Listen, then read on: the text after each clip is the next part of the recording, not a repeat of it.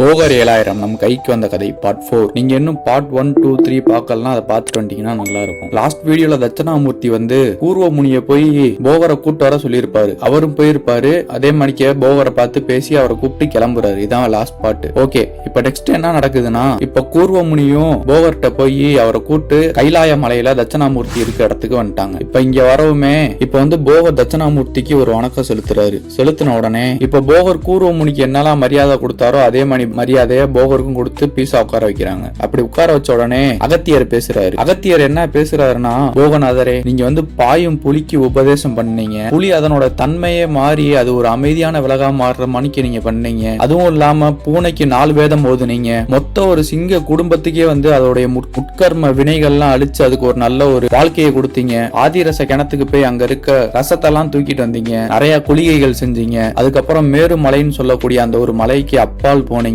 அங்கிருந்து நிறைய மகத்துவம் வாய்ந்த மினரல்ஸ், அதாவது தாதுக்கள், அதெல்லாம் எடுத்துட்டு வந்தீங்க. 6 ஆதாரங்களையும் தாண்டி மனோன்மணி தாயினுடைய சிலம்பொலியை கேட்டீங்க. சமுத்திரங்கள்லாம் தாண்டி போனீங்க. சஞ்சீவி மூலிகையை பறிக்க போகும்போது அந்த சஞ்சீவி மூலிகை அப்படியே உங்களை பார்த்து பார்த்து மறைஞ்சு போறத நம்பன முறை போட்டு அந்த சஞ்சீவி மூலிகையை பிடிச்சிங்க. அனுமான் எப்படி இந்த போகக்கூடிய உயிரை தடுத்து நிறுத்துறதுக்கான சஞ்சீவி மூலிகையை கொண்டு வந்தாரோ அதே மாதிரி நீங்களும் கொண்டு வந்தீங்க. 160வது அண்டத்துக்கு போய் நீங்க கத்துக்கிட்ட எல்லா சாஸ்திர வித்தைகளையும் அங்க போய் பயிற்சி பண்ணி பாத்தீங்க. சித்தர்கள் சொன்ன எல்லா சாஸ்திரங்களையும் கற்று உணர்ந்து நீங்களே தன்னிச்சையா உட்கார்ந்து இந்த 7000 சொல்லக்கூடிய ஒரு நூல் ஏற்றுனீங்க. இது போக போகர் சூத்திரம் 700 சொல்லக்கூடிய ஒரு நூல் எழுதுனீங்க. போகர் நிகண்டுன்னு சொல்லக்கூடிய 117 பாடல் கொண்ட அந்த ஒரு நூலையும் ஏற்றுனீங்க. இது போக உங்க நூல்ல சவர்க்கார சுண்ணம், வெடி உப்பு சுண்ணம், வீரம், அதுக்கப்புறம் உப்பு கட்டக்கூடிய வகைகள் சொல்லி இருக்கீங்க. தீட்சை வகைகள் எல்லாம் சொல்லிட்டீங்க. இதெல்லாம் போக எல்லா விதமான வித்தைகளை பத்தியும் சொல்லி வச்சிருக்கீங்களே, அந்த நூலை கொஞ்சம் கொடுத்தீங்கன்னா நான் பார்த்துட்டு தட்டுமா அப்படின்னு சொல்லிட்டு அகத்தியர் கேட்கிறாரு. போகநாதர் என்ன பண்றாரு, இவருக்கு தான் தெரிஞ்சு போச்சு இதான் விஷயம், இதுக்கு தான் நம்மள கூப்பிட்டு இருக்காங்கன்ட்டு. உடனே போகரு அகத்தியருக்கு பதில் சொல்லாம நேரா தட்சணாமூர்த்தியை பாக்குறாரு. அவரை பார்த்துட்டு,